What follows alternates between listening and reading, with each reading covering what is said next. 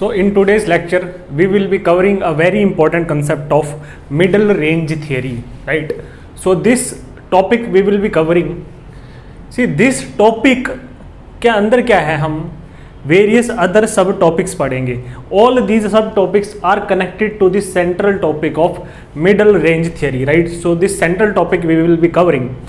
इसके साथ साथ क्या है, since we are dealing with everything in an interconnected manner, right, हम सारी चीज़ों को इंटरलिंक करके पढ़ रहे हैं. सो हम क्या है, दीज सब टॉपिक्स को भी पढ़ेंगे, राइट, एंड दीज सब टॉपिक्स को इंटर रिलेट करके क्या है, हम मिडल रेंज थियरी के कंक्लूजन पे पहुंचेंगे. ठीक है, तो सबसे पहले grand universal theories versus middle range theory. तो मर्टन सबसे पहले क्या है, ग्रैंड यूनिवर्सल थ्योरी, जैसे कि पार्सोनियन सोशियोलॉजी में क्या है, पार्सन जैसे करने की कोशिश कर रहे थे कि वो एक थ्योरी बनाना चाहते थे जिसकी वजह से ही wanted to explain all the aspects of social reality, right, using the system analysis. All the aspects of this reality will fit into different levels of this system analysis. ये हमने देखा था. तो वो बोलते हैं कि फिर अभी क्या करेंगे हम, क्या मर्टन जो है वो क्रिटिसाइज करेंगे इस अप्रोच को. वो क्या है, कुछ डेफिशिएंसीज और लिमिटेशंस, या फिर हम बोल सकते हैं कुछ खामियां और कमियां बताएंगे यूनिवर्सल थियरीज की, राइट. तो these due to these limitations क्या है, वो एक ऑल्टरनेटिव अप्रोच अपना क्या प्रपोज करेंगे कि ऐसे what type of theories should be devised in sociology. तो मिडल रेंज थियरी की बात करेंगे, राइट. असेंशली हम क्या करेंगे, ये जो 4-5 जो लिमिटेशंस हैं, राइट, इन्हीं को कैसे ओवरकम करके इन्हीं के टर्म्स में हम मिडल रेंज थियरी के फीचर्स पढ़ेंगे. और लास्ट में हम क्या है, कंपेयर करेंगे, right. I will be using through a comparative table. हम 5 से 6 पॉइंट्स का डिफरेंस लेके हम दोनों के बीच में डिफरेंशिएट करने की कोशिश करेंगे, right. So I will be making up a table. मैंने पहले भी फंक्शनलिज्म और स्ट्रक्चरल फंक्शनलिज्म अप्रोच के बारे में एक टेबल करके आपको डिस्कस किया था. Try to use these kind of figures in your examination, right. तो डायग्राम्स यूज करो. पार्सन्स में मैंने आपको यूनिटैक का डायग्राम दिया था, then cybernetic hierarchy of control का डायग्राम था, और फिर हमने जब when I was talking about this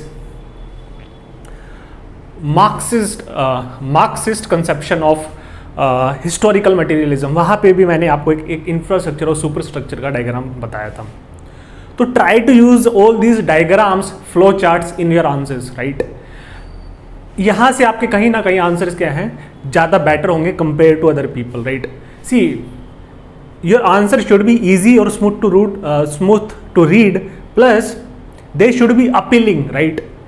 अगर आप खाली एक ऐसी बुक पढ़ो जिसमें कोई इमेजेस नहीं है, कोई पिक्चर्स नहीं है, कोई डायग्राम्स नहीं है, ओनली प्लेन वर्ड्स है, राइट, या फिर प्लेन वर्ड्स के साथ उसमें कुछ पिक्चर्स हैं, राइट, फ्लो चार्ट्स हैं, डायग्राम्स हैं, so what type of book will you prefer to read, right. Second type, right. तो एग्जामिनर पहले शीट खोलेगा, देन अगर आपके डायग्राम्स होंगे, right, try to use diagrams as much as possible in your answers, right. Diagrams भी काफ़ी varieties के हो सकते हैं, फ्लो चार्ट्स हो सकते हैं, इंटरलिंकेजेस हो सकते हैं, माइंड मैप्स हो सकते हैं, कंपैरेटिव टेबल्स हो सकते हैं, राइट.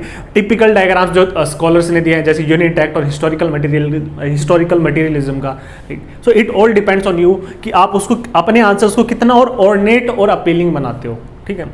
सेकेंड, हम एक अनदर इंपॉर्टेंट कंसेप्ट पढ़ेंगे, हम ऑलरेडी पढ़ चुके हैं when I was talking about the critic of scientific method. वहाँ पे जब मैं कार्ल पॉपर के बारे में डील कर रहा था तो मैंने आपको एक इंपॉर्टेंट कंसेप्ट बताया था, द कंसेप्ट ऑफ फॉल्सिफिकेशन. तो हम फॉल्सिफिकेशन और फॉल्सिफिएबिलिटी, राइट, इस कंसेप्ट के बारे में पढ़ेंगे. Now this could be asked as a 10 marker, right, in your examination. Then एक कंक्लूजन पे हम पहुंचेंगे कि क्या मार्टन ग्रैंड यूनिवर्सल थियरी को कंप्लीटली रिजेक्ट कर देते हैं. तो हम ये कंक्लूजन पहुंचेंगे, मर्टन ये बताएंगे कि अल्टीमेट एम क्या होगा सोशियोलॉजी का, is to construct one single grand theory which could explain all aspects of reality. Now ये दोनों जो व्यू पॉइंट्स हैं आपको अभी कॉन्ट्राडिक्टरी लग रहे होंगे, लेकिन दीज आर नॉट कॉन्ट्राडिक्टरी. हम क्या अल्टीमेटली इस कंक्लूजन पे पहुंचेंगे, इस ग्रैंड थियरी को कंस्ट्रक्ट किया जाएगा using help of large number of middle range theories. They will be interconnected, and using when all these middle range theories will be interconnected, ultimately the aim of sociology is to build that one grand universal theory which could explain all the aspects of reality. लेकिन उस single grand theory पे कैसे पहुंचा जाए, right, कौन सा path और destination अपनाया जाए, मेन मुद्दा उस चीज का है, राइट। वो बोलते हैं कि पाथ गलत है पार्सन्स का या फिर अनदर यूनिवर्सल थियरिस्ट का, हमें पाथ सही करेक्ट करना पड़ेगा।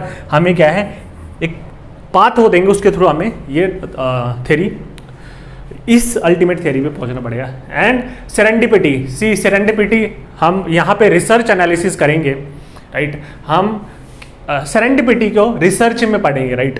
तो serendipity already been asked in your examination in the form of 10 marker, right, so this could be asked again. तो स्पेशली सेरेंडिपिटी के कंसेप्ट के साथ आर.के. मर्टन डील करते हैं, right.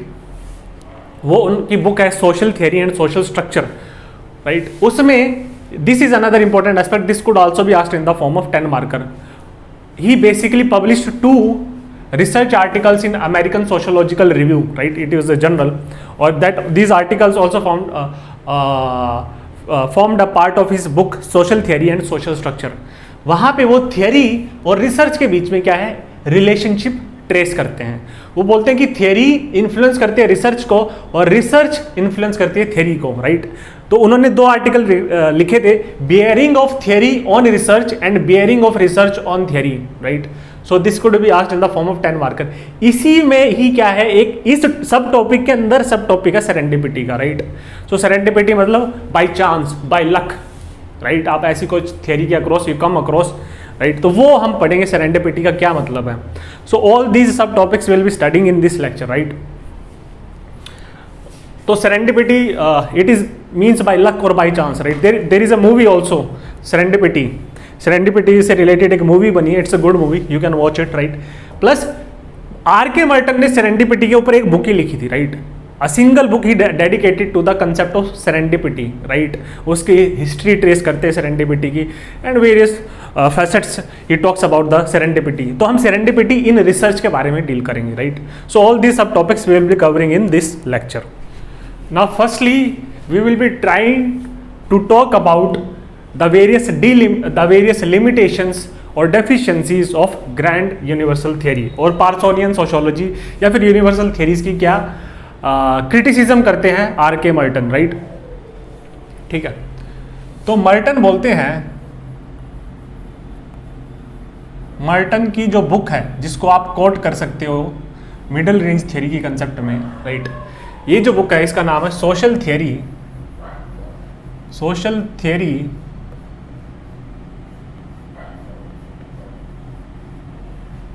and social structure, right.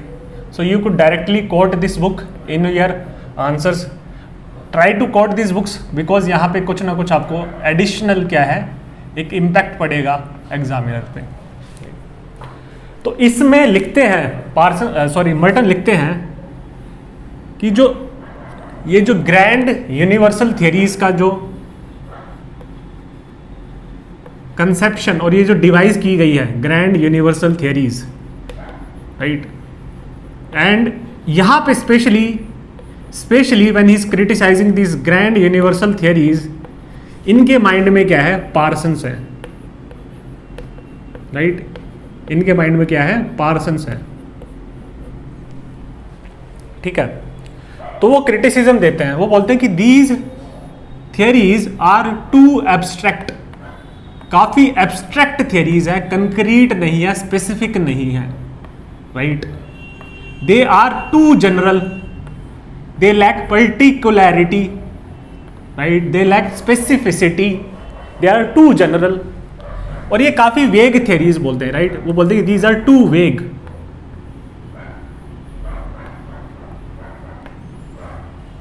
ठीक है।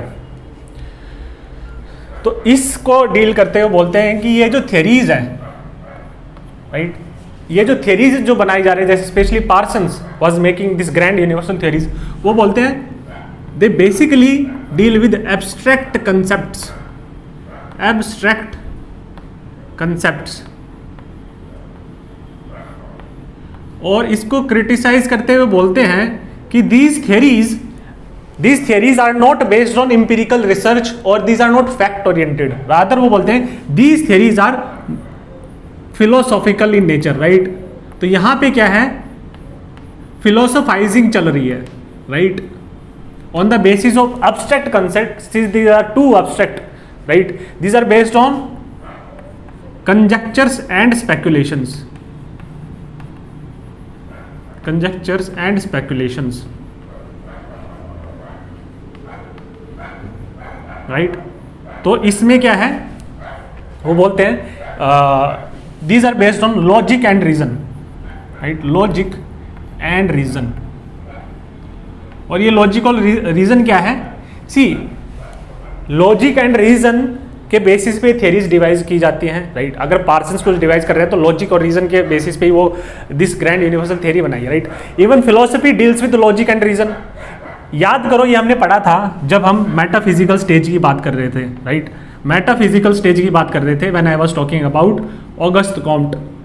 मेटाफिजिकल थॉट कैसा होता है?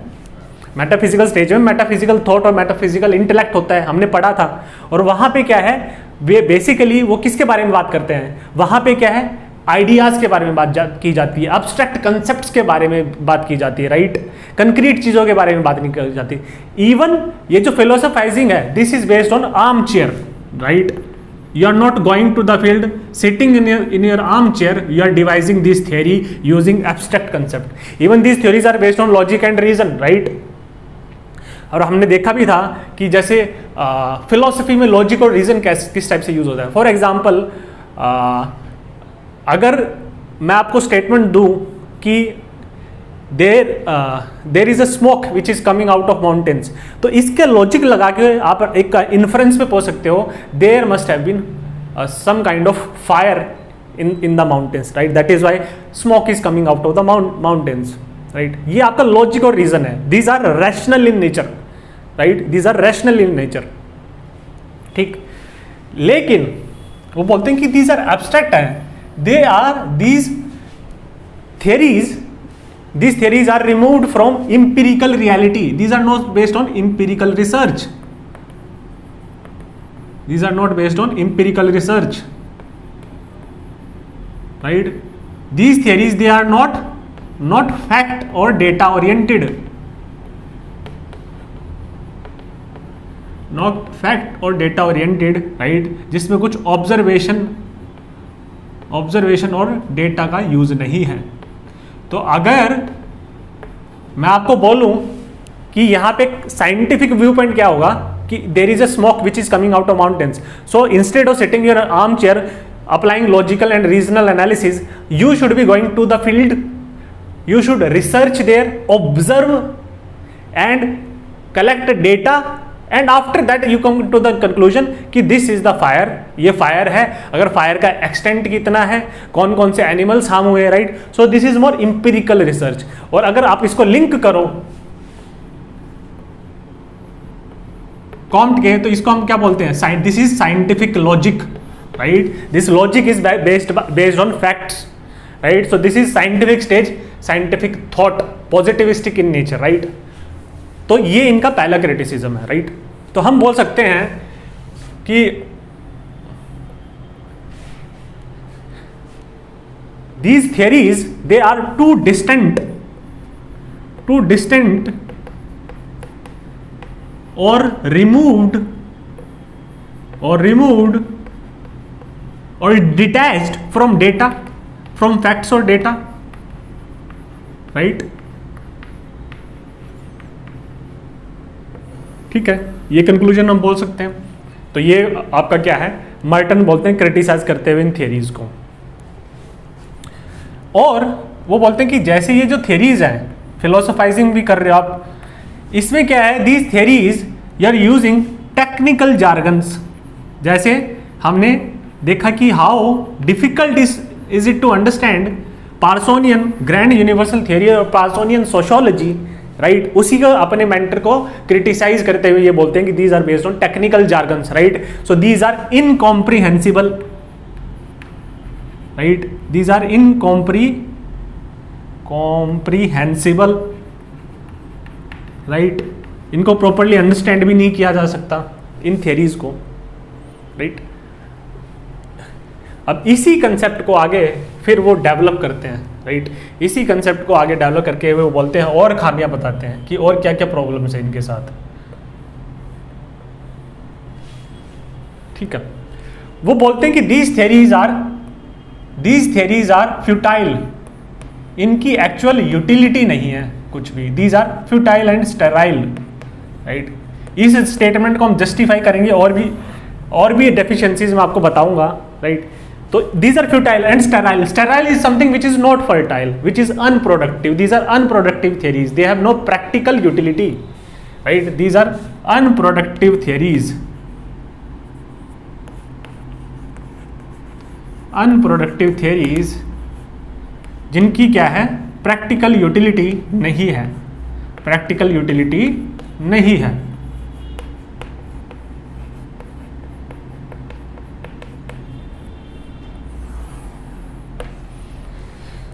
Right. No this is one, एक पहली डायमेंशन बोल सकते हो, पहली डेफिशिएंसी बोल सकते हैं इसकी, right. Now let us talk about the second dimensionality, right. Merton बोलते हैं कि these grand universal theories, these GUTs, grand universal theories, these are not falsifiable, these are not falsifiable, right, that is they do not satisfy the criteria of falsifiability, right। अब इसको थोड़ा सा और देखते हैं। ना ये किसने दिया था सबसे पहले, कार्ल पॉपर ने, हमने पढ़ा था। कार्ल पॉपर जब क्रिटिसिज्म कर रहे थे साइंटिफिक मेथड का, कि साइंटिफिक मेथड में क्या क्या प्रॉब्लम्स हैं, right, he was doing criticism of scientific method in order to refine the scientific method, उसमें जो कमी है उनको निकाल के हम क्या और ज्यादा उसको अच्छा डेवलप करें, ठीक है, ये हमने पढ़ा था। Now what is falsifiability, right, see those theories, falsifiability मतलब जो भी थियरी होगी, right, These are not falsifiable, लेकिन मैं आपको बता रहा हूं कि what is falsifiability now, right, right।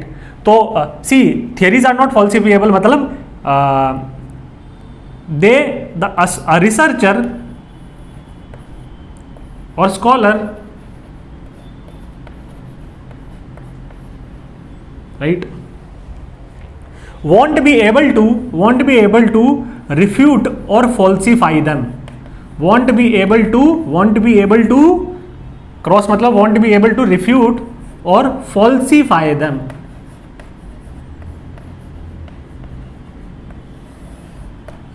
ठीक है। सी एक चीज मैं आपको बताता हूं, यहां पे हम ये डील नहीं कर रहे हैं कि वो थियरी ट्रू है और फॉल्स है, राइट। फॉल्सिफिएबिलिटी का मतलब वो नहीं है, फॉल्सिफिएबिलिटी का मतलब ये है कि वो थियरी ऐसी दी गई है कि उस थियरी को दूसरा सोशोलॉजिस्ट, दूसरा सोशल साइंटिस्ट और दूसरा सोशल रिसर्चर क्या है, हाइपोथेसिस बना के उस पे क्या है फर्दर इंपिरिकल टेस्टिंग करके वो देख सकता है, उस थियरी को वेरीफाई और वैलिडेट कर सकता है, राइट। तो उसको वो आइदर ट्रू और फॉल्स की कैटेगरी में डाल सकता है, वेदर दे आर करेक्ट और नॉट, राइट। लेकिन वो बोलते हैं कि ये जो थियरीज है दीज आर नॉट फॉल्सिफिएबल। तो इसमें प्रॉब्लम क्या है कि दीज आर नॉट, इनके बेसिस पे क्या है, इनको क्या है जो सोशोलॉजिस्ट है, सोशल रिसर्चर है, सोशल साइंटिस्ट है, इनको क्या है इंपेरिकली टेस्ट ही नहीं कर सकता, राइट। इनकी वैलिडिटी को ये रिसर्च नहीं कर सकता जिनसे ये पता चले whether these theories are valid और नॉट, ठीक है। मैं इसको एग्जांपल देता हूं, right. Why these theories are not falsifiable? तो इसका रीजन देते हैं Merton, because these theories are too general in nature, they are too general in nature, that is why these theories are not falsifiable, right। इसको क्या है, अगर आपको ये समझ में नहीं आया तो मैं आपको एक एग्जांपल देता हूं, राइट। ये जो स्टेटमेंट होगी this is a too general statement, बहुत ही जनरल स्टेटमेंट है, तो आप इसको क्या है रिफ्यूट और रिजेक्ट नहीं कर सकते हो। आप इस थ्योरी, ये जो स्टेटमेंट है इस पे क्या है आप कोई रिसर्च करके इसकी वैलिडिटी नहीं देख सकते हो, right. So this is not a falsifiable statement, आप इसको फॉल्सिफाई कर ही नहीं सकते हो, राइट। तो फॉल्सिफिकेशन मतलब आप उसकी वैलिडिटी नहीं देख सकते, ये नहीं देख सकते कि वेदर दे आर ट्रू और false, right. This is falsibility, it is the ability to conduct research by building a hypothesis to prove that or to validate that theories, right? Validate मतलब why false, why not trueability, why falsifiability? Because essentially हर एक scientist को क्या है, ऐसी approach लेके चलनी चाहिए कि वो ऐसा हाइपोथेसिस करे जिससे वो थ्योरी को रिफ्यूट और रिजेक्ट कर सके, राइट? अगर वो रिजेक्ट और रिफ्यूट नहीं कर पाता है तो इसका मतलब क्या है, उस थ्योरी की जो स्टैंडिंग है, राइट, वैलिडिटी है और ज़्यादा इंक्रीज कर जाती है। अब ऐसी मल्टीपल स्कॉलर्स इन थ्योरीज को, इस थ्योरी पे हाइपोथेसिस बनाते हैं, मल्टीपल रिसर्च करते हैं, इंपेरिकल टेस्टिंग करते हैं, और no one is able to prove this theory false, right? This is the scientific method. No one is able to prove this theory false, right? तो उसकी वैलिडिटी और बढ़ती जाती है, right? Now let us try to understand it with the help of example. अगर मैं आपको बहुत ही जनरल स्टेटमेंट दूं, फॉर एग्जांपल मैं बोलूं it will rain in Delhi, मैं आपको ये स्टेटमेंट देता हूं, ठीक है? नाउ ये जो स्टेटमेंट है ये बहुत ही जनरल स्टेटमेंट है, आप इसको क्या टेस्ट ही नहीं कर सकते हो कि whether this will hold true और not, whether this will be आप इस पर रिसर्च नहीं कर सकते हो, हाइपोथेसिस नहीं बना सकते हो, राइट? मतलब अगर मैं बोलूं it will rain in Delhi, तो definitely it is going to rain in Delhi, if not now then maybe next month, then maybe next year, then maybe after 5 years, 10 years, or after a decade, or after a century, right? So इसको theory को आप test ही नहीं कर सकते हो, इसको आप falsify ही नहीं कर सकते हो, right? So this is not a falsifiable statement because it is a too general statement. अगर मैं इसकी जनरलिटी को कम कर दूं, राइट, तो क्या है, this statement could be falsifiable. अगर मैं लिखता हूं it will rain in Delhi, it will rain in Delhi, let's say in August, right? तो ये थ्योरी क्या है, ये जो स्टेटमेंट है this is less general more specific. मैंने और स्पेसिफिक कर दिया, मैंने बोलते कि अगस्त में बारिश होगी, अगस्त, अभी इसको और स्पेसिफिक करता हूं, अगस्त 2022। Now this is a more specific, this is not a general statement. तो आप इसको टेस्ट कर सकते हो, आप हाइपोथेसिस बना सकते हो। आप हाइपोथेसिस ऐसे बनाओगे कि ऐसा ऐसा वेदर रहने वाला है दिल्ली का, राइट, अगस्त में, और देयर इज अ पॉसिबिलिटी, आप ये बोल सकते हो कि ड्रॉट होगा, बारिश होगी नहीं, right? This is your hypothesis, right? अगर आपका हाइपोथेसिस करेक्ट निकलता है तो थ्योरी क्या है, वो उसकी वैलिडिटी खराब हो जाती है, स्टेटमेंट की वैलिडिटी खराब हो जाती है, right? This statement is not valid any more, right? You have rejected और रिफ्यूटेड दिस स्टेटमेंट, राइट? तो यहां पे जब थोड़ा सा स्पेसिफिक हो जाएगी statement, it is less general statement, तो आप उसको टेस्ट कर सकते हो। आप इस स्टेटमेंट को टेस्ट ही नहीं कर सकते। आप कैसे टेस्ट करोगे, क्या हाइपोथेसिस बनाओगे, it will rain in Delhi, right? So it is a very general statement. तो थोड़ा स्पेसिफिक चीज होगी, लेस जनरल होगी, मोर स्पेसिफिक होगी, तभी तो आप उसको टेस्ट कर पाओगे, तभी आप हाइपोथेसिस बना पाओगे, तभी क्या है, ये थ्योरी क्या है, ये जो statement it is falsifiable, right? I hope you are able to understand this, right? तो अब इसको हम एग्जाम्पल से भी पढ़ेंगे मार्क्सिज्म का, राइट? ठीक है? तो essentially what is trying to say is, आप यहां पे क्या है, फॉल्सिफिएबल मतलब आप you could devise a hypothesis, right? Or you could generate a hypothesis,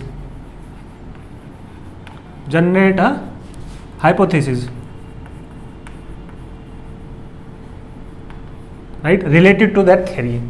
Hypothesis मतलब it is a kind of research statement, right? एक research statement है, right? that needs to be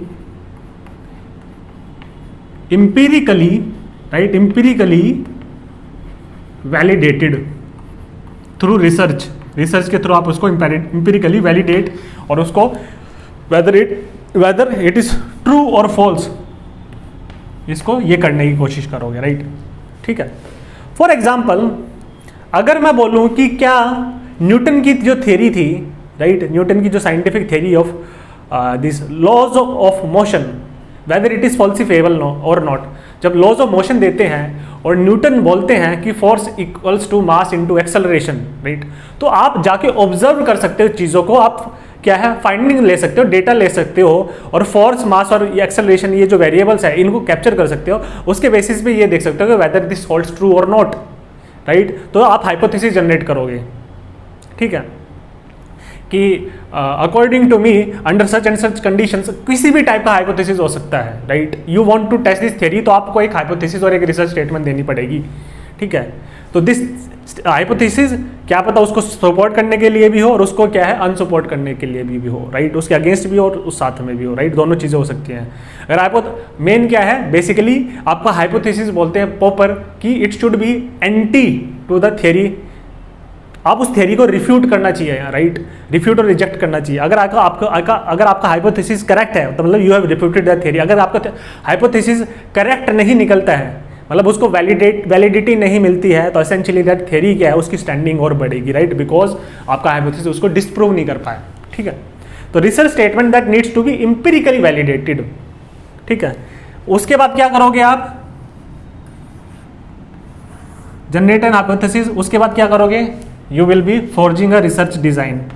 research design मतलब आप research methodology अपनाओगे कि किस type की research methodology मेरे को यूज करनी है, कैसे मुझे अपनी रिसर्च को डिजाइन करना है, क्योंकि आपको ये हाइपोथेसिस चेक करना है, इसकी वैलिडिटी चेक करनी है।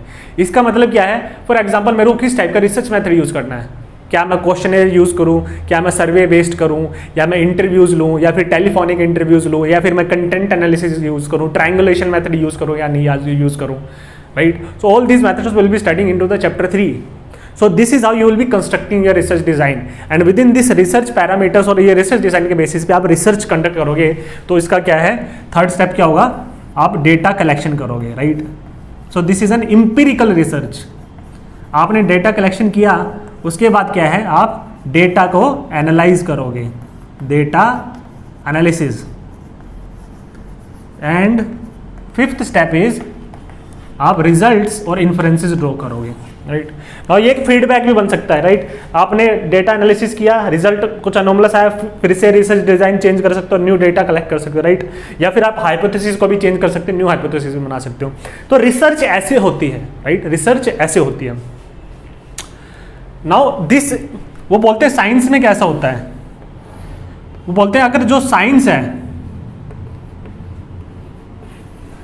साइंस कुछ अगर वो ऐसी थियरीज दे रही हैं अगर which are not falsifiable, the theories which are not falsifiable, तो बोलते हैं this science is pseudo science. ये क्या है, सूडो साइंस है, ये साइंस नहीं है एक्चुअल में, राइट। रादर हम वो बोलते हैं this is a false science, this is not science at all. तो साइंस में होना क्या चाहिए फिर, राइट। तो हमने पढ़ा भी था, वो बोलते हैं कि फॉल्सिफिएबिलिटी होनी चाहिए, फॉल्सिफिएबिलिटी होनी चाहिए। Now why is it not a science, right. Falsifiability मतलब हमने देखा था कि जो थियरी है, कोई भी थियरी है, उसके बाद आप क्या, थियरी ऑलरेडी है, आपको इस थियरी को टेस्ट करना है, you want to test this theory.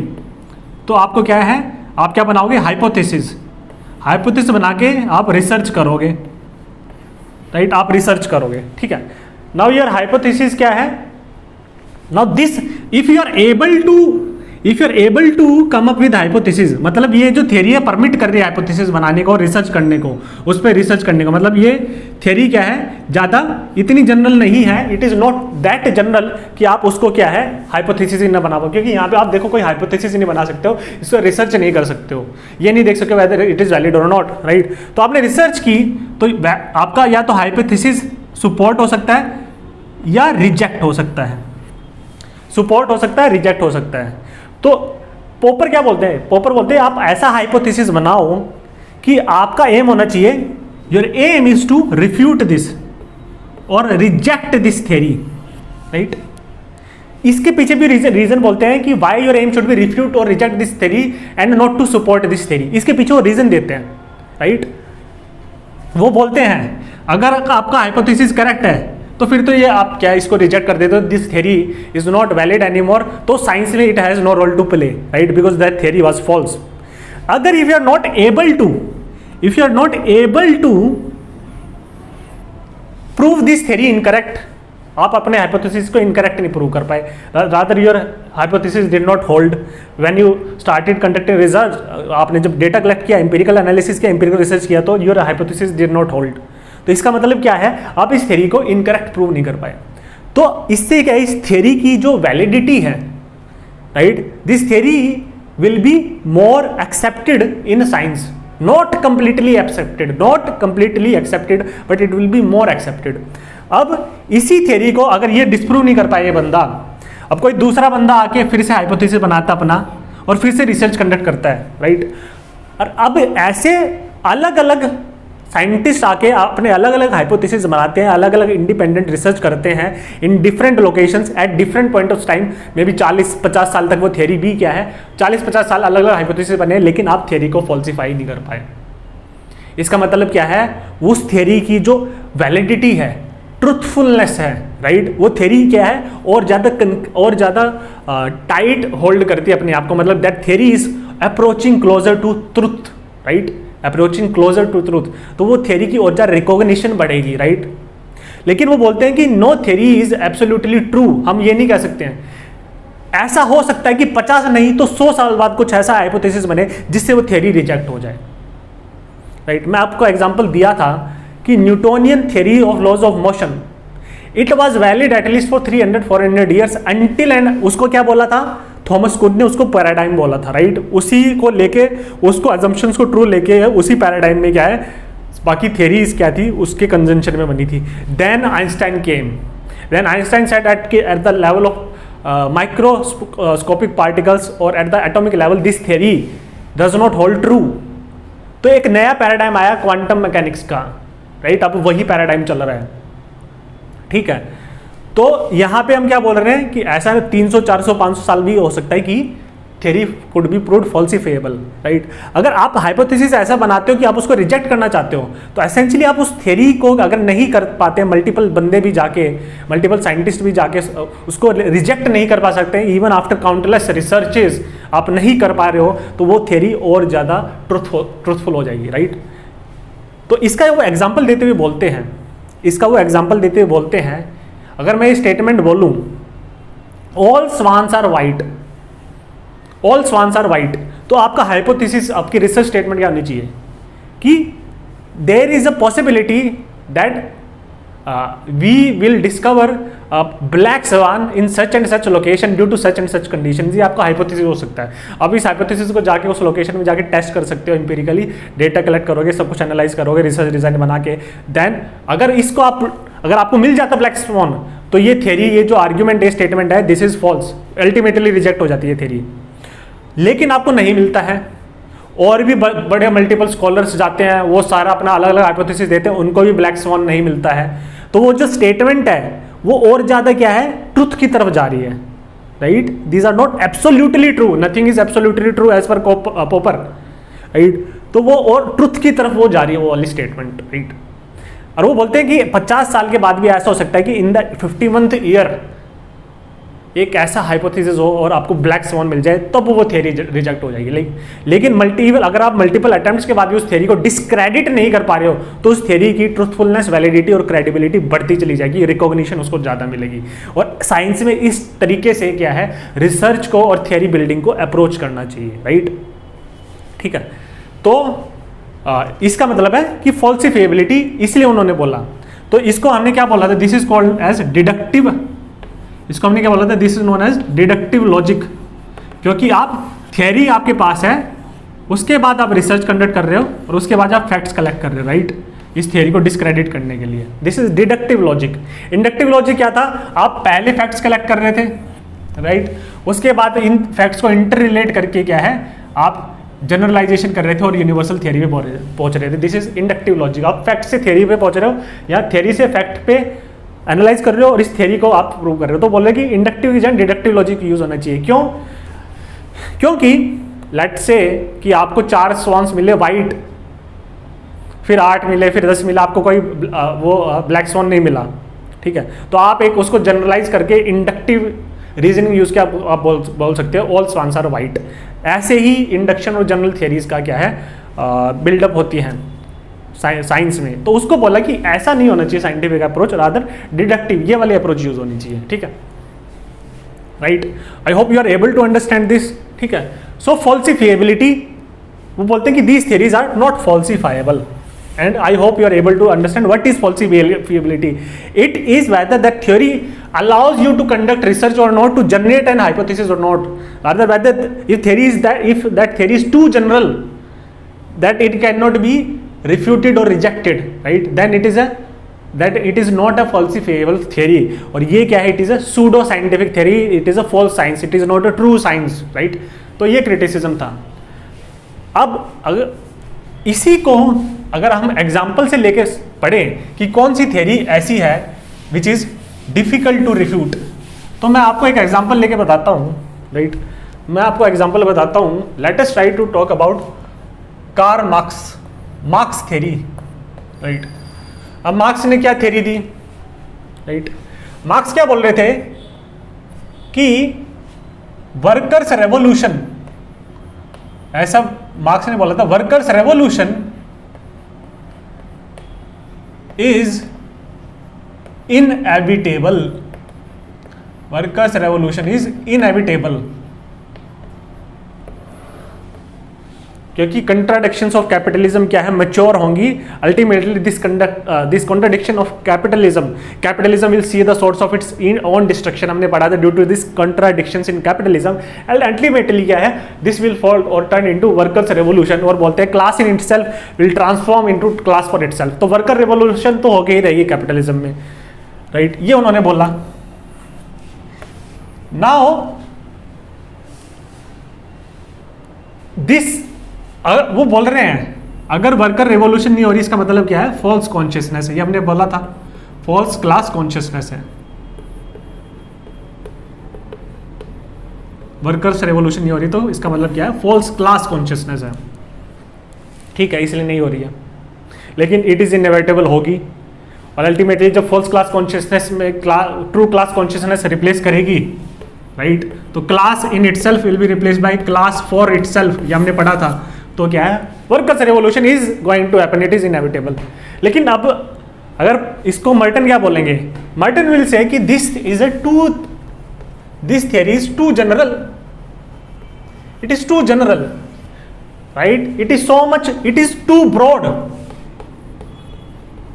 कि आप इसको हाइपोथेसिस ही नहीं बना सकते हो। इसको रिफ्यूट करने के लिए आप हाइपोथेसिस नहीं बना सकते, रिसर्च कंडक्ट करके इसको डिस्क्रेडिट ही नहीं कर सकते हो। क्यों? अगर आप हाइपोथेसिस बनाते हो, लेट्स से फर्स्ट केस, अगर इफ रेवोल्यूशन अकर्स, रेवोल्यूशन होती है, तब भी मार्क्स की थ्योरी ट्रू है। अगर रेवोल्यूशन नहीं भी होती, क्योंकि कोई टाइम फ्रेम तो दिया नहीं गया है, कोई टाइम फ्रेम नहीं दिया गया है कि कब होगी, राइट, वो एक जनरल स्टेटमेंट दी गई। अगर रिवोल्यूशन नहीं हो रही है तब भी वो बोलते हैं कि फॉल्स क्लास कॉन्शियसनेस है इसलिए रिवोल्यूशन नहीं हो रही है, तब भी ये स्टेटमेंट, तब भी ये थ्योरी ट्रू होल्ड करती है। तो आप क्या हाइपोथेसिस बनाओगे, इसको कैसे डिस्क्रेडिट करोगे? वो बोल देंगे अभी फॉल्स क्लास कॉन्शियसनेस इसलिए नहीं हो रही रिवोल्यूशन। तो इस थ्योरी को आप टेस्ट ही नहीं कर सकते empirically, whether it holds its ground or not। अगर मार्क्स ये बोलते हैं कि workers revolution is inevitable in the next 100 years, तो it would have been more specific then उसको टेस्ट किया जा सकता था। और विद इंपेरिकल टेस्टिंग हम हाइपोथेसिस बना सकते थे। मान लो अनदर स्कॉलर आके जो मार्क्स को क्रिटिसाइज करके बोल सकता था कि दिस इज, उन्हीं का ही कंटेम्परेरी बोल सकता, this is not going to happen in next 100 years, workers revolution is not inevitable because this is my hypothesis, capitalism अपने आप को रिफॉर्म कर लेगा, ऐसा कुछ करके आप बोल देते, राइट। हाइपोथेसिस भी बोलते और स्टेटमेंट भी इसको बोलते, फिर उसको इंपेरिकली एनालाइज भी करते ओवर पीरियड ऑफ टाइम, तो इसको आप टेस्ट कर सकते थे। लेकिन अब क्या रिवोल्यूशन हो रही है तब भी मार्क्स की थ्योरी ट्रू है, रिवोल्यूशन नहीं हो रही तो बोल रहे फर्स्ट क्लास कॉन्शियसनेस है, तब भी मार्क्स की थ्योरी ट्रू होल्ड कर रही है। तो चित भी मेरी और पट भी मेरी, तो इसको आप कैसे डिस्क्रेडिट करोगे, इस थ्योरी को कैसे रिफ्यूट और कैसे रिजेक्ट करोगे? It is not a falsifiable theory. तो बोलते this is even though Marx claim to be a scientific scholars, right, a positivist, लेकिन हमने क्या बोला था, Marx is not a true positivist, he was a neo positivist, he was half positivist. तो this is not a falsifiable theory. तो इसको Karl popper क्या है, और या आर के मर्टन क्या बोलेंगे कि this is a pseudo science, this theory is based on pseudo science, right, it is not falsifiable, right. और क्या बोलते हैं मार्क्स कि अल्टीमेटली क्या है, कॉन्ट्राडिक्शंस क्या है, मैच्योर होंगी, राइट, तब ओवरथ्रो किया जाएगा कैपिटलिज्म को। वो हो नहीं रहा है। अभी तक वो बोल रहे हैं कि कॉन्ट्राडिक्शंस मैच्योर ही नहीं हो पाई। 200-250 साल हो गए, कैपिटलिज्म ने ज़्यादा रिफॉर्म कर लिया है। कम्युनिज्म में कुछ कंट्रीज में कम्युनिज्म आया था, वो भी क्या है अभी, क्या है, ट्रू कम्युनिस्ट सोसाइटी नहीं है, राइट। एक पर्टिकुलर यूएसएसआर में आया था, उसका भी डिसइंटीग्रेशन हो गया है। सो जो मार्क्स प्रिडिक्ट कर रहे थे वो तो हो ही नहीं रहा है, राइट। लेकिन वो बोले अभी भी क्या, मार्क्सिस्ट का क्या डिफेंस है कि contradictions are still maturing, ultimately it will lead to its own destruction. तो कब होगा भाई? तो it is not a falsifiable theory, right. तो ये उनका है। ऐसे वो पार्सन्स को आप फॉल्सिफाई कर ही नहीं सकते हो, राइट। उनकी एक्शन थियरी और सोशल सिस्टम्स ऐसी थियरी इतनी वेग है, इतनी जनरल है, इतनी एब्स्ट्रैक्ट है कि उसको आप फॉल्सिफाई नहीं कर सकते। उसमें स्पेसिफिसिटी की कमी है। It is not that specific, right. Now let us further try to point out the deficiencies of grand universal theories, ठीक है। 2 points we have looked in, right. तो एक और डायमेंशन के साथ क्रिटिसिज्म करते हैं मर्टन। वो बोलते हैं कि there is a quote, right, Parsons, right, Talcott Parsons through his grand universal theory he wanted to be Einstein of sociology. He wanted to be Einstein of sociology, right? Whereas sociology, right, is yet to produce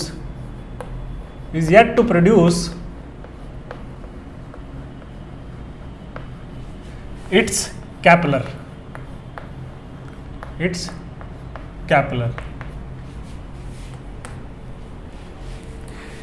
statement को decode करते हैं और इससे एक और dimension निकल के आएगी जिससे क्रिटिक दे सकते हैं हम ग्रैंड यूनिवर्सल थ्योरी का, और क्या डिफरेंस है सोशियोलॉजी और नेचुरल साइंसेज में। तो यहां पे मर्टन क्या बोल रहे हैं? मर्टन ये बोल रहे हैं कि जो नेचुरल साइंसेज हैं, natural sciences, right, like physics, right, हम फिजिक्स की बात कर रहे हैं क्योंकि केपलर और आइंस्टाइन की बात कर रहे हैं, right. These have reached, right, natural science have reached a level of maturity, right. These are more mature science. Now what do we mean by level of maturity, right? ठीक है, level of maturity in the sense कि वहां पे जो theories हैं वो ज्यादा क्या है, they hold more true, right? Why they have reached the level of maturity? Because these are a product of the scientific theories. They are a product of a huge, right, or a large amount of research, right. इसमें काफी research की गई है, large amount of empirical research and investigation, empirical research and investigation, right. तो वो बोलते हैं अगर इसकी आप क्यूमुलेटिव रिसर्च देखो, क्यूमुलेटिव रिसर्च के पर्सपेक्टिव से देखो तो इसमें क्या हुआ है, इसमें क्या, लार्ज नंबर ऑफ साइंटिस्ट,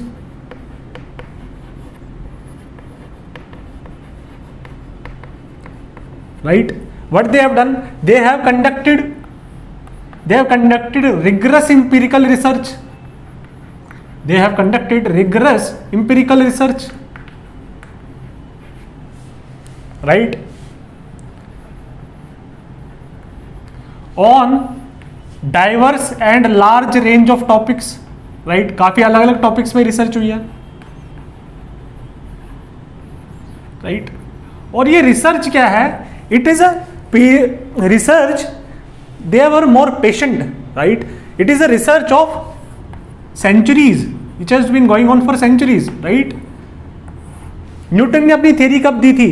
1500 1600 में। उसके बाद 400 साल तक उसकी थ्योरी और पैराडाइम चलता रहा, मल्टीपल रिसर्च चलती रही, उसी पे अलग अलग रिसर्च चली हैं, ठीक है। फिर आइंस्टाइन ने अपनी थ्योरी दी, अपना एक पैराडाइम दिया, तो क्यूमुलेटिव रिसर्च हुई है, राइट, ठीक है। क्यूमुलेटिव रिसर्च हो के क्या है, उन्होंने इस लेवल ऑफ मैच्योरिटी पे पहुंचे हैं, राइट। और हम इससे और क्या डिड्यूस कर सकते हैं? सी, तो वहां पे क्या एक थ्योरी थी, जैसे न्यूटन ने एक थ्योरी दी, राइट। तो ये थ्योरी को, लॉज ऑफ मोशन को देवर थॉट टू बी ट्रू, और उसको बेस बना के क्या है बाकी थ्योरीज का बिल्डअप हुआ, right.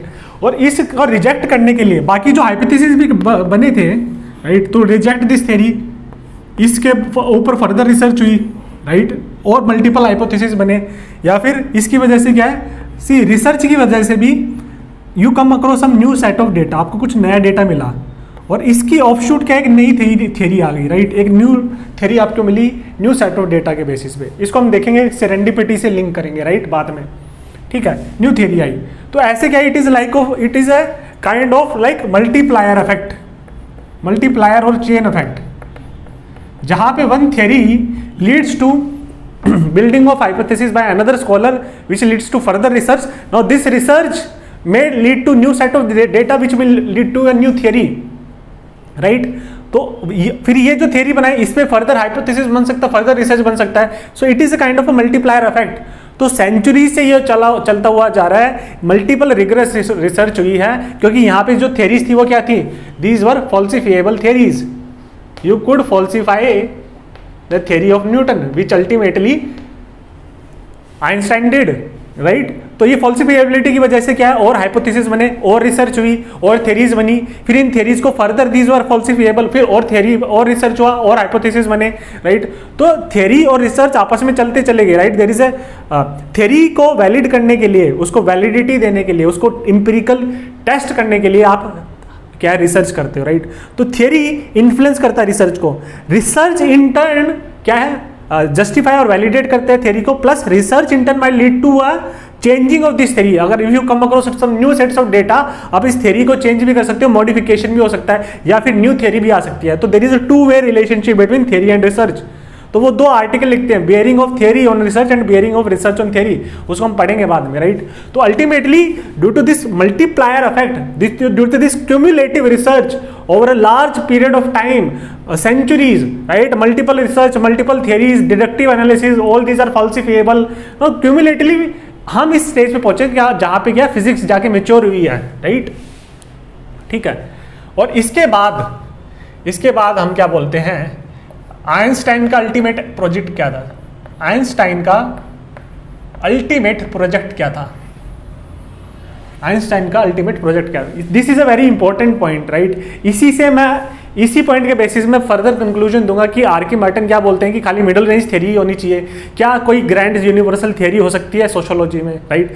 So that argument is based on this argument. तो आइंस्टाइन क्या अल्टीमेटली क्या करना चाहते थे, अल्टीमेट एम क्या था आइंस्टाइन का, आइंस्टाइन का अल्टीमेट एम ये था to unify all this theories together, to unify all these theories together, right। इन theories को कनेक्ट किया जाए, इन theories में क्या है, कुछ कनेक्ट देखा जाए, कुछ कनेक्टिंग एलिमेंट देखा जाए जो इन सभी थ्योरीज में कॉमन है, कि एक कनेक्टिंग एलिमेंट के थ्रू इन सारी थ्योरीज को क्या लिंक कर सकते हैं। मतलब ये थ्योरीज है, मल्टीपल अलग अलग है, हमें इनको लिंक करना है, तो इसमें क्या है, कॉमनैलिटी ढूंढनी है। तो हमें इन थ्योरीज की कॉमनैलिटी ढूंढेगी, मान लो कुछ भी कॉमनैलिटी होगी, तो ये इन तीनों में कॉमन है, तो this will be a more abstract theory, this will be a more abstract theory, right. तो ये जो कॉमन एलिमेंट है ये यूनिफाई करेगा इन थ्योरीज को into one single theory, right. इसको हम एग्जांपल जिससे अभी पढ़ेंगे कि आइंस्टाइन क्या बोलना चाहिए, he wanted to interconnect all this theories, unify this theories, right. इन थ्योरीज को यूनिफाई करके एक कॉमन थ्योरी देना चाहते थे, right, which theory will be more abstract, right, because these are dealing with the particular specific and this is dealing with the which is common और which is general among all these theories, right? That which unifies all these theories or interconnect these theories, right? Ultimate aim क्या था? To connect or unify these theories, right? तो वो एक unified, Einstein क्या देना चाहते थे कि यूनिफाइड फील्ड थियरी देना चाहते थे, और इस यूनिफाइड फील्ड थियरी से हम क्या है, इस यूनिफाइड फील्ड थियरी का यूज करके क्या है, हम सारी की सारी all natural reality, right, we would be able to explain all natural reality, right. तो इस थियरी को क्या बोला जाता है, मतलब ये थियरी फ्रूटफुल नहीं हो पाई, राइट, उसको फाइनल शेप नहीं मिल पाई, फाइनल उसको उसके कंक्लूजन पे नहीं पहुंच पाए, ऐसी थियरी डिवाइस नहीं कर पाए, but this was the aim of, this was the dream और vision of Einstein to build this unified field theory, right, जिसमें सारी की सारी नेचुरल रियलिटी कैप्चर हो सके। इसको क्या बोला जाता है, theory of everything, right, which could explain all the natural reality, right, the world of matter, right. और इसको उन्होंने बोला, इसको वो, this is kind of like a God's equation. Why it is a God's equation? Because हमने जब पढ़ा था न्यूटन में, तो न्यूटन क्या क्या बोलते हैं कि God is a perfect mathematician, right. उन्होंने कुछ ऐसा करके सृष्टि की रचना की है, नेचर को बनाया है एक परफेक्ट इक्वेशन का यूज करके, राइट। तो हमें क्या है, ऑब्जर्व करके क्या है, इसको डिसाइफर करना है गॉड्स की इक्वेशन क्या है, because through mathematician, through equations, बहुत ही प्रिसाइज और लॉजिकल बनाया है उन्होंने। जैसे आप सोलर सिस्टम में भी देखो कि प्लैनेट्स एक परफेक्ट मोशन में, इलिप्टिकल ऑर्बिट में, राइट, कैसे रिवॉल्व करते हैं, राइट, उसी को रेगुलर रिवॉल्व करते रहते हैं। तो ऐसा लगता है किसी ने परफेक्ट मॉडल बनाया हुआ है, राइट, एक ऐसा कंस्ट्रक्शन किया हुआ जिसकी वजह से परफेक्टली सारी चीजें चल रही हैं। तो इसलिए गॉड को क्या बोला जाता है, परफेक्ट। तो वो उनका जो गॉड था वो थोड़ा साइंटिफिक गॉड था न्यूटन का, तो वो क्या है, इस तरीके से theory of everything God's equation देना चाहते हैं। Now what is unified field theory? It is physics related, पर मैं आपको बता देता हूं। सी, इलेक्ट्रिसिटी और मैग्नेटिज्म, फील्ड क्या है, हर एक कोई भी पार्टिकल है उसकी एक फोर्स होता है, राइट, वो फोर्स एक्सर्ट करता है, उसको उसकी फील्ड बोलते हैं, ठीक है। जैसे आपका इलेक्ट्रॉन्स हो गए, राइट, या फिर प्रोटॉन्स हो गए, राइट, पॉजिटिव नेगेटिव चार्जेस हो गए, इलेक्ट्रिसिटी में हम देखते हैं, तो उनकी एक फील्ड होती है जिसको बोलते हैं इलेक्ट्रिक फील्ड, राइट। ऐसी मैग्नेटिज्म, मैग्नेटिक फील्ड होती है मैग्नेट की, राइट, जहां पे उसका फोर्स एग्जिस्ट होता है उसको उसकी मैग्नेटिक फील्ड बोलते हैं। तो एक तो इलेक्ट्रिसिटी पे मल्टीपल थियरीज बनी, मल्टीपल रिसर्च हुई, दूसरा मैग्नेटिज्म पे मल्टीपल थियरीज बनी, मल्टीपल रिसर्च हुई, राइट। तो लेकिन एक इतनी मल्टीपल रिसर्चेज, क्यूमुलेटिव रिसर्चेज के बाद क्या है, एक यूनिफाई करके हम क्या, एक सिंगल फील्ड के थ्रू क्या हम दोनों को कनेक्ट कर सकते हैं, इलेक्ट्रिसिटी और मैग्नेटिज्म को। तो ये किया था James clerk Maxwell, right. James clerk Maxwell ने सबसे पहले क्या है, यूनिफाई किया था इलेक्ट्रिसिटी और मैग्नेटिज्म को, जिसके बाद फील्ड आई थी the field of electromagnetism, right. अगर चार्ज को आप चार्ज इन मोशन, उसकी खाली इलेक्ट्रिसिटी फील्ड नहीं होती, उसकी मैग्नेटिक फील्ड भी होती है, राइट। तो मैग्नेट्स खाली बैटल के नहीं बल्कि इलेक्ट्रिसिटी के थ्रू भी आप मैग्नेट बना सकते हो, राइट, कॉइल वगैरह बनाते हैं। तो इलेक्ट्रिसिटी और मैग्नेटिज्म में पहले इलेक्ट्रिसिटी में मल्टीपल फील्ड्स थी जिसकी वजह से एक कॉमन थियरी आई इलेक्ट्रिसिटी की, देन मैग्नेटिज्म पे मल्टीपल रिसर्च हुई, मैग्नेटिज्म। नाउ इलेक्ट्रिसिटी और मैग्नेटिज्म में क्या सिंगल यूनिफाई किया था, उसको यूनिफाई करके इलेक्ट्रोमैग्नेटिज्म, राइट, वन फील्ड। तो आपकी इलेक्ट्रिसिटी और मैग्नेटिक की एक फील्ड है, right, they are not different, other they are the same. तो दोनों को मर्ज कर दिया in the form of electromagnetism. Then फिर अनदर फोर्स थे न्यूक्लियर फोर्सेज, फिर था ग्रेविटी फोर्स। तो न्यूक्लियर फोर्सेस को भी लिंक किया गया इलेक्ट्रोमैग्नेटिक फील्ड के से, और इसको बोला गया स्टैंडर्ड मॉडल। इनके बीच में भी कॉमनैलिटी बनाई गई। तो वो बोलते हैं कि all these forces belong to one field. लेकिन उसके बाद क्या हुआ कि Einstein was not able to link gravity with this standard model, right. तो अगर वो लिंक कर देते तो एक सिंगल यूनिफाइड फील्ड होती, राइट, और भी ज्यादा हायर एब्स्ट्रैक्शन होता, एक सिंगल यूनिफाइड फील्ड होती। अगर उसको वो डिवाइस कर लेते, वो जो इक्वेशन है, तो उसके थ्रू आप electricity, magnetism, nuclear forces, gravity, तो इस पूरे ब्रह्मांड में इस नेचुरल रियलिटी के हर एक एस्पेक्ट को उस एक इक्वेशन से क्या आप बता सकते थे, राइट। लेकिन Einstein was not able to do this. अभी भी इन पे चीजें चल रही हैं, स्ट्रिंग थ्योरी वगैरह फिजिक्स में आ रही है, राइट। तो मैं कहना क्या चाहता हूं कि essentially this is the aim of physics. After cumulatively through this large number of theories, large amount of research, through this falsifiability you have reached the mature stage wherein you could interlink these theories together, उनमें unify कर सकते हैं in terms of one common variable, one element। तो इनका आप abstract करके उनमें commonality ढूंढो तो वो एक सिंगल थियरी है, उसके थ्रू वो क्या है पूरी सारी चीज़ों को एक्सप्लेन कर पाओगे। सो this is how universal theory should be build up, right. और ये कैसे अलग है पार्सन्स की और सोशियोलॉजी में जो अप्रोच यूज हो रही थी उसको हम पढ़ेंगे फर्दर। हम मिडल रेंज थ्योरी के आगे हम ये लॉजिक डेवलप करेंगे और फाइनल आप देखेंगे कि फाइनल आर्ग्यूमेंट जो होगा मर्टन का वो इसके बेसिस पे हम करेंगे, राइट, ठीक है।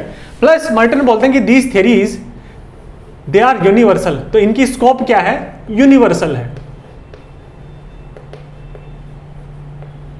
राइट। मतलब they could be applied in all situations, applied in all situations. तो इसका क्या मतलब है, राइट। इसका मतलब ये है कि थ्योरीज यूनिवर्सल है, स्कोप इसकी यूनिवर्सल है। मतलब एक थ्योरी की वजह से, एक थ्योरी का यूज करके दिस थ्योरीज क्लेम, राइट, ये उनका क्लेम है, claim of this grand universal theories is they could explain, this theories could explain or account for or give an explanation of all kinds, categories and levels, right, हर एक kind, category और levels of social reality, levels of social reality, the total social reality को, right. जैसे यहाँ natural reality को explain करना चाहते through one field theory, तो बोलते हैं कि सारी सोशल रियलिटी को हम क्या है इस यूनिवर्सल थ्योरी के थ्रू, फॉर एग्जांपल पार्सन्स अपनी सिस्टम थ्योरी के थ्रू क्या है, all this social reality will fit into the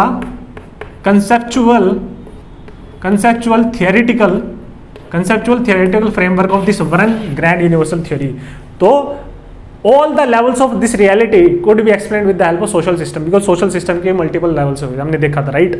तो ये क्या है, एक थ्योरी ऐसा बनाते हैं जिसकी वजह से वो एक्सप्लेन करना चाहते हैं, right. For example also utilitarianism, utilitarianism क्या बोलते हैं,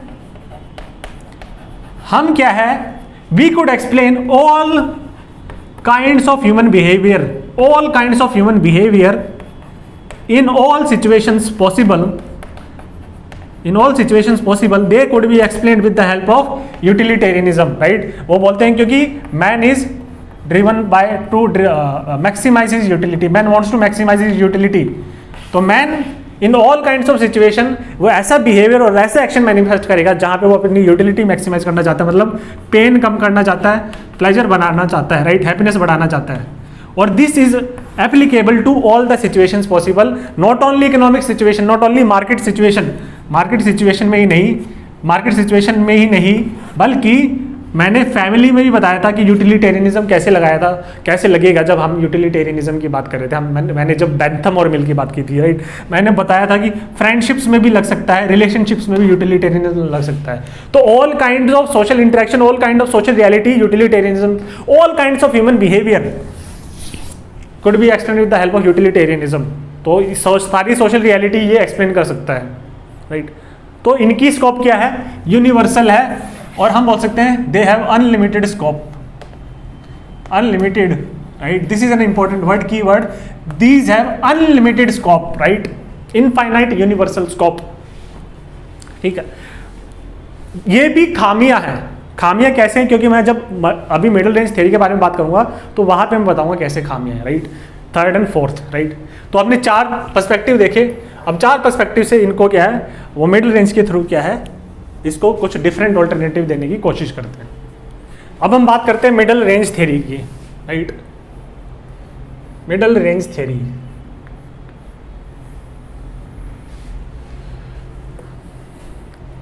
तो पार्सन्स मर्टन बोलते हैं कि जो लेवल ऑफ एब्स्ट्रैक्शन है, level of abstraction of theory,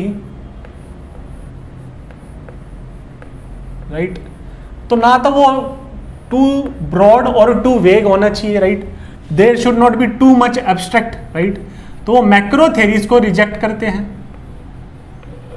right. Theory should not be too general, level of abstraction उनका इतना भी नहीं हाई होना चाहिए कि they should be too general, right, too general, ठीक है। ना ही वो बोलते हैं कि these theories should not be too specific, they should not be too specific, right, they should not be too particular, talk dealing with the particular situation, right. तो वो क्या है, micro level of abstraction, right, micro approach और micro sociology को भी reject करते हैं, right, which deals with the particular interaction situation, क्योंकि वो बोलते हैं कि these interactions could be infinite. तो यहां पे क्या है, आप अगर इनफाइनाइट एब्स्ट्रैक्शंस, इनफाइनाइट सिचुएशंस है, इनफाइनाइट इंटरेक्शंस है, तो यहां पे आप एब्स्ट्रैक्शन कैसे करोगे, आपको एब्स्ट्रैक्शन तो करनी पड़ेगी कुछ लेवल तक की, राइट, कुछ लेवल की एब्स्ट्रैक्शन जरूरी है, क्योंकि उसी के थ्योरी एब्स्ट्रैक्ट नहीं करोगे जब फैक्ट्स को आप कनेक्ट करके कंसेप्ट्स में नहीं बनाओगे। जैसे फैक्ट्स को आप कंसेप्ट्स बनाते हो तो आप एब्स्ट्रैक्ट करते हो ना चीजों को, तो तब तक लेवल ऑफ एब्स्ट्रैक्शन कुछ तो होना चाहिए ना, they should not be too specific, right, multiple large number millions of interactions होंगी, तो इनको आप थ्योरी में कैसे डेवलप करोगे। तो इस यहाँ पे क्या है, थ्योरी बिल्डिंग पॉसिबल नहीं है अकॉर्डिंग टू हिम, राइट। तो micro as well as macro दोनों को ही वो क्रिटिसाइज करते हैं। मैक्रो का हमने डिटेल्ड डिस्कशन ऑलरेडी देख चुके हैं, राइट। तो वो बोलते हैं, वो प्रपोज करते हैं कि हमारे क्या होना चाहिए, मिडल रेंज की थ्योरी होनी चाहिए, राइट। हमारी जो एब्स्ट्रैक्शन है उसका, एब्स्ट्रैक्शन का क्या होना चाहिए, मिडल रेंज होना चाहिए। तो उन्होंने क्या बोला, हमारा जो एब्स्ट्रैक्शन होना चाहिए वो लिमिटेड एब्स्ट्रैक्शन होना चाहिए,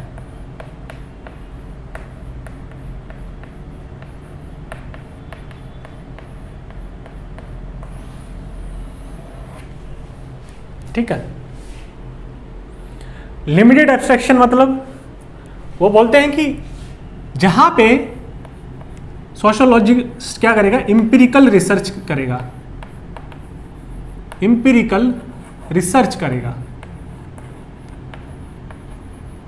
राइट, जहां पे क्या है, फैक्ट और डेटा ओरिएंटेशन होगा, he should be fact and data oriented,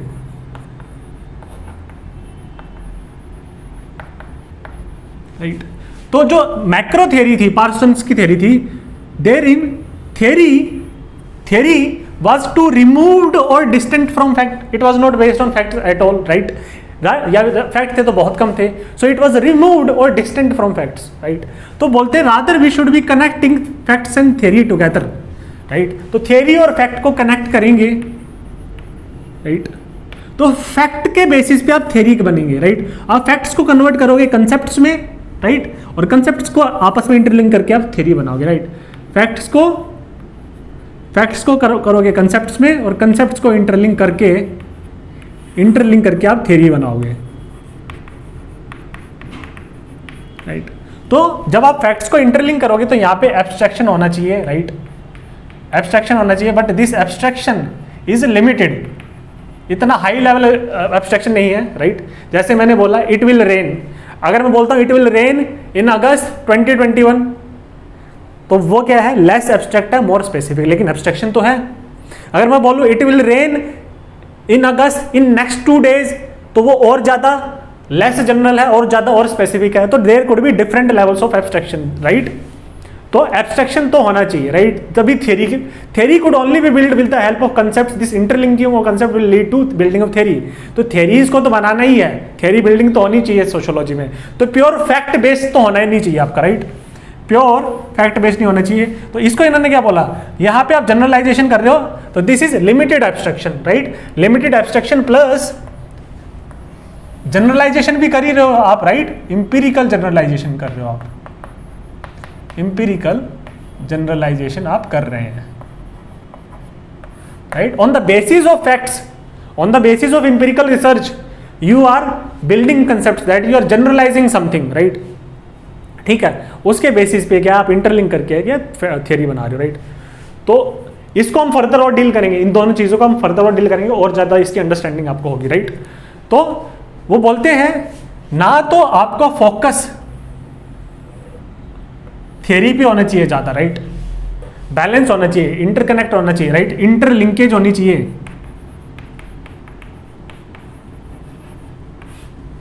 ठीक है, थियरी के इंटरलिंकेज होनी चाहिए फैक्ट्स के साथ। तो ना तो आपकी पूरे थ्योरेटिकल होना चाहिए, तो कि अगर पूरे थ्योरेटिकल हो तो आप एब्स्ट्रैक्ट हो, वेग हो, राइट। आप क्या कर रहे हो, फिलोसोफाइजिंग कर रहे हो, आर्मचेयर फिलोसोफाइजिंग कर रहे हो, राइट। स्पेकुलेशन और कंजक्चर बेस्ड है आपकी theory. It is too distant और रिमूव्ड फ्रॉम फैक्ट्स, ये हमने देखा था। अगर आप खाली थियरी पे फोकस कर रहे हो, अगर आप प्योरली फैक्ट्स पे फोकस कर रहे हो, राइट, प्योरली फैक्ट्स का भी फायदा नहीं है। वो बोलते हैं बिकॉज फैक्ट अल्टीमेटली क्या है, फैक्ट्स क्या, these are random piece of information, these are random pieces of information. So ultimately इनकी फैक्ट्स क्या है, कोई यूजफुलनेस है, इनकी कोई यूजफुलनेस नहीं है, या किसी कंटेक्चुअलिटी नहीं है, इनकी कोई भी किसी कंटेक्स्ट बेस्ड नहीं है, राइट। रादर आपको क्या है, इस इंफॉर्मेशन और ये तो जो फैक्ट्स है इनको ऑर्गेनाइज करना पड़ेगा, इनको इंटरलिंक करना पड़ेगा, राइट, इनको इंटरकनेक्ट करना पड़ेगा फैक्ट्स को, इनको इंटरवीव करके you have to come up with theory, right? So this theory is based on these facts. So theory and facts are interconnected with each other, right? तो इसको बोलते हैं if you organize or interlink or interconnect or interweave these facts, तो आप बोल क्या, this is known as intelligibility. Intelligibility. Here facts are intelligible in nature. उनकी contextuality और usefulness है. They are more could be conceived or could be organized as in the form of cognition, right? They are more intelligible in nature. You could actually comprehend them. You could make a sense of them. यहाँ पे तो these are random piece of information. तो facts और theory में क्या है, balance होना चाहिए, ये आर.के. मर्टन बोल रहे हैं, राइट। और हमारी क्या है, ना माइक्रो ना होना चाहिए, ना मैक्रो होना चाहिए, रादर मिडल रेंज थ्योरी। इसको मिसो थ्योरीज भी बोला जाता है, ना माइक्रो ना मैक्रो, बल्कि मिसो थ्योरेटिकल अप्रोच भी बोला जाता है, ठीक है। So this is the first point. तो दिस इज द क्रिटिसिज्म कि ना मैक्रो थ्योरी का फर्स्ट वो बहुत ज़्यादा जनरल थी, बहुत एब्स्ट्रैक्ट थी, वेग थी, उसका क्रिटिसिज्म ये हो गया। तो this is the first feature. हर एक क्रिटिसिज्म की खामियों को रिमूव करके फीचर आई है, और इन सभी को आप ऐड कर दोगे, this is middle range theory. Second, middle range theories इनकी जो स्कोप है, वो लिमिटेड है, right. Their scope should be limited. See generalisation तो क्या हो रहा था कि this is grand universal theories, these are middle range theories, and these are based on pure facts, और दीज आर बेस्ड ऑन और माइक्रो सिचुएशंस, राइट। तो meso यहाँ पे this is the level of abstraction. यहाँ पे क्या है, scope, क्या पूरी सोशल रियलिटी, किस सोशल रियलिटी को कैप्चर कर सकते हैं, तो बोलते हैं स्कोप लिमिटेड होना चाहिए, right. So it deals with the delimited aspects of reality. Delimited मतलब जैसे डीलिमिटेशन करते हो ना, बाउंड्री बनाते हो, तो आप एक बाउंड्री बना दो, डिलिमिट कर दो कि only this thing will be able to capture only this much amount of reality. Reality तो इनफाइनाइट है, तो you delimit this reality, only this much amount of reality we will be able to capture with the help of our theory. So the scope is limited, so it could only try to capture the delimited aspects of reality.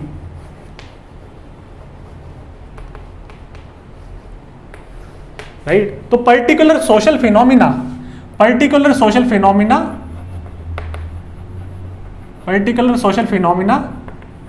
या फिर particular social aspects, particular fragment of reality हम बोल सकते हैं, particular aspect of reality या particular social phenomena या particular social processes, इन्हीं को ही, या फिर पर्टिकुलर सोशल फैक्ट्स, इन्हीं को ही पढ़ना चाहिए और इन्हीं को ही समझना चाहिए मिडल रेंज थ्योरी को यूज करके। जैसे एग्जाम्पल डेविएंस हम पढ़ेंगे नेक्स्ट लेक्चर में, right, Merton's theory of डेविएंस।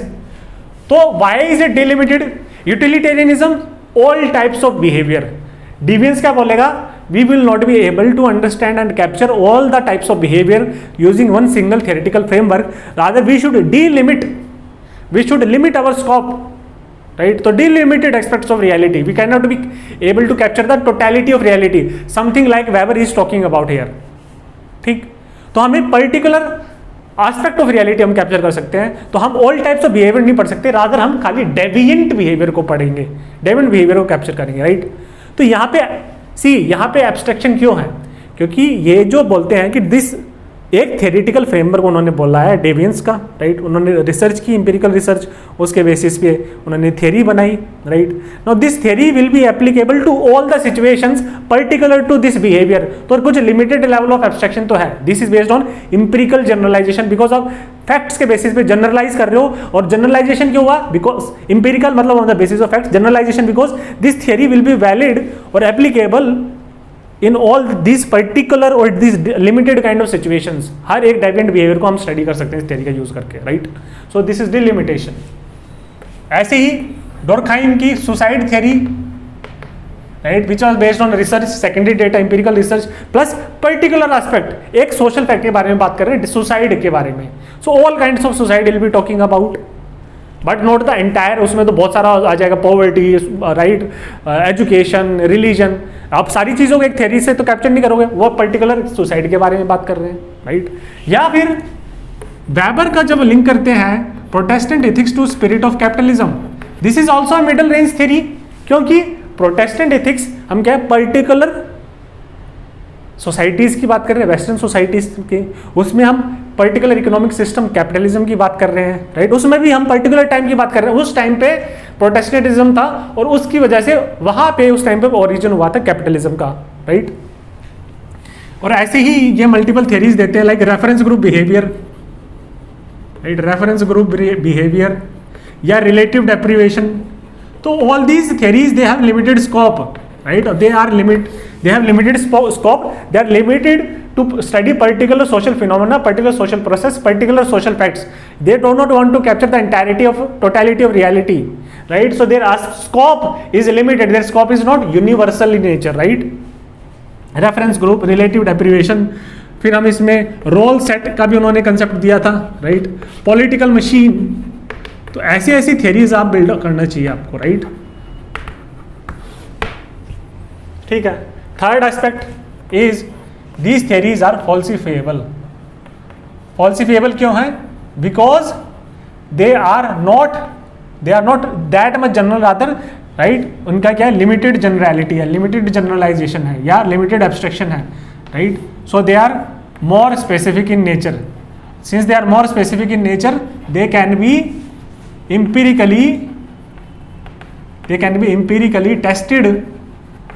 empirically tested by conducting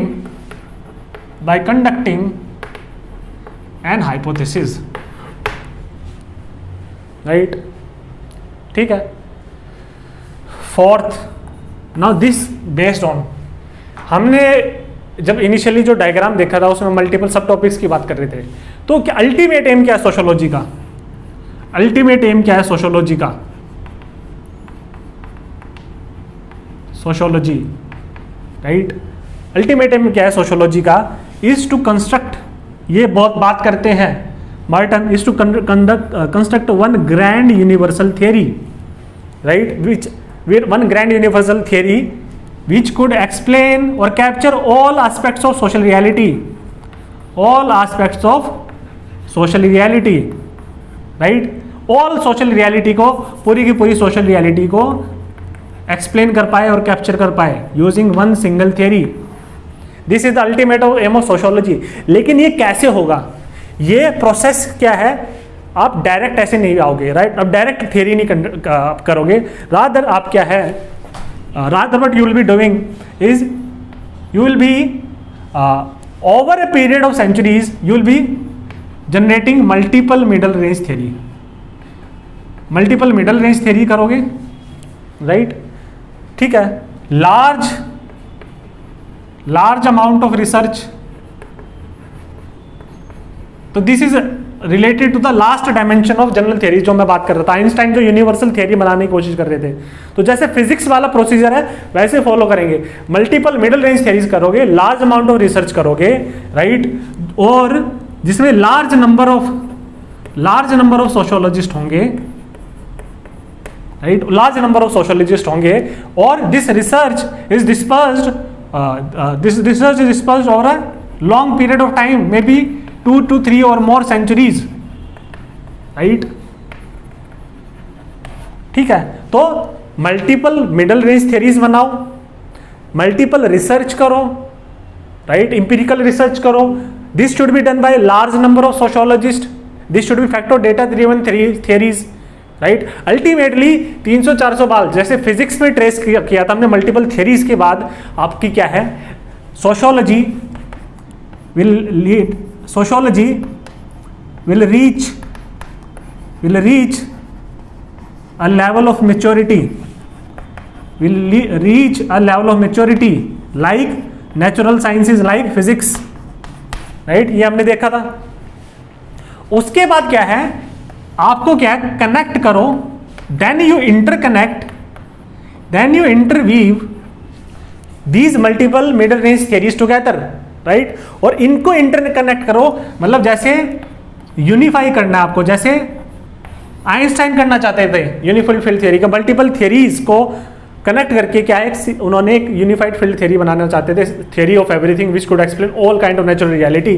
तो आप इनको यूनिफाई करो, राइट, मतलब you should seek for commonality the unifying factor, और you should interconnect this theories, you should somehow make this theories compatible, जो compatible हो सके, और एक ऐसा वेरिएबल ढूंढो, राइट, एक ऐसा इंटरकनेक्टिंग और यूनिफाई करने की कोशिश करो, और to reach for more higher levels of abstraction, more higher और highest level of abstraction, you could say a common thing which could unify or interweave or interconnect all these theories. You have to find that common thing, and through that you will be able to come up with these grand universal theories, right?